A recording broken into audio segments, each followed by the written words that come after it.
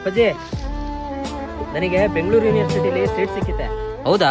ಬಾರಪ್ಪ, ಅದೇ ಖುಷಿ ಗರೀಬ್ ಚಕನ. ಫೀಸು 50,000 ಅಂತೆ. 50,000ನಾ? ಮನೇಲಿರೋ ಕಾಯಿ ಕೊಬ್ಬರಿ ಎಲ್ಲ ಮಾರಿದ್ರು ಅಷ್ಟು ಸಿಗಲ್ವಲ್ಲಪ್ಪ.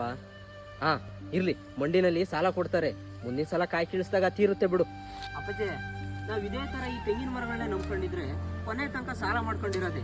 ಬೇರೆಯವರೆಲ್ಲ ನೋಡು, ತೆಂಗಿನ ಮರಕ್ಕೆ ಔಷಧಿ ಇಟ್ಟು ಕಡಿದು ವಾಣಿಜ್ಯ ಬೆಳೆ ಅಂತ ಅಡಿಕೆ, ದಾಳಿಂಬೆ ಈ ತರ ಮಾಡ್ತಾ ಇದ್ದಾರೆ. ಆ ತರ ಮಾಡಿದ್ರೆ ಕೈ ತುಂಬಾ ದುಡ್ಡು ಬರುತ್ತೆ. ಹಂಗಂತ ಈ ತೆಂಗಿನ ಮರಗಳನ್ನ ಕಡ್ಸು ಅಂತ ಹೇಳ್ತಾ ಇದೀಯಾ?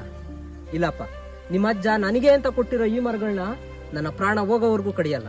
ನೀನೇನಪ್ಪ ಅಪ್ಪ ಹಾಕಿದ ಆಲದ ಮರ ಅಂತ ಅದೇ ತೆಂಗಿನ ಮರಗಳು ನಂಬ್ಕೊಂಡು ಬೇಜಾರಾಗ್ಬೇಡಪ್ಪ. ಬೇಕಿದ್ರೆ ಇದ್ರ ಮಧ್ಯೆನೇ ಅಡಿಕೆ ಏನಾದ್ರೂ ಬೆಳೆಯೋಣ ಬಿಡು.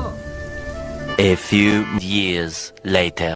ಈ ಬಾರಿ ಕೊಬ್ಬರಿಯ ಬೆಲೆ ಭಾರಿ ಏರಿಕೆ ಕಂಡಿದ್ದು ಬೆಳೆಗಾರರಿಗೆ ಖುಷಿ ಸುದ್ದಿ.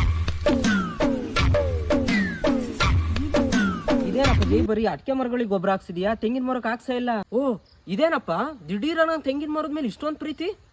ಅವತ್ತೇನೋ ದೊಡ್ಡದಾಗಿ ತೆಂಗಿನ ಮರಗಳನ್ನೆಲ್ಲ ಕಡಿಸ್ಬಿಡಪ್ಪ ಅಂತ ಇದ್ದೆ. ಓ, ತೆಂಗಿನಕಾಯಿ ರೇಟ್ ಇವಾಗ ಜಾಸ್ತಿ ಆಯ್ತು ಅಂತನಾ? ನೀನ್ ತಲೆಗೆ ಹಾಕೋ ಎಣ್ಣೆಯಿಂದ ಹಿಡಿದು ಹೊಟ್ಟೆಗೆ ತಿನ್ನೋ ಊಟದವರೆಗೂ ತೆಂಗಬೇಕು, ದೇವ್ರ ಪೂಜೆಗೆ ತೆಂಗಬೇಕು, ನಿಮ್ಮ ಅಕ್ಕ ಅತ್ತೆಯಂದ್ರಿಗೆ ಬಾಗಿಣ ಕೊಡೋಕ್ ತೆಂಗಬೇಕು, ನಿನ್ನ ಮನೆ ಸೂರಿನ ಚಾವಣಿಗೆ ತೆಂಗಬೇಕು, ಒಲೆ ಉರ್ಸೋದಕ್ ತೆಂಗಬೇಕು.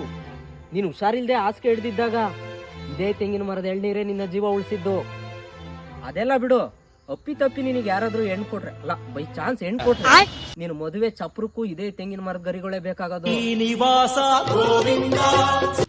ಹಾ ಹಲೋ ಕರಿಯಪ್ಪರೇ, ಟಿ ಎಲ್ಲ ಬುಕ್ ಆಗಿದೆ, ನೀವೇನ್ ತಲೆ ಕೆಡ್ಸ್ಕೊಬೇಡಿ. ಸಂಜೆ 8 ಗಂಟೆ ಬಂದ್ಬಿಡ್ತಾರ ಅವ್ರ ಊರ ಹತ್ರ, ನೀವು ರೆಡಿ ಆಗ್ಬಿಡ್ರಿ.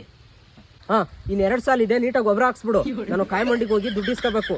ನಾವು ನಮ್ಮ ಫ್ರೆಂಡ್ಸ್ ಎಲ್ಲ ಗೋವಾ ಟ್ರಿಪ್ ಪ್ಲಾನ್ ಮಾಡಿದೀವಿ. ದೊಡ್ಡ ಕಡೆ ಹುಷಾರು.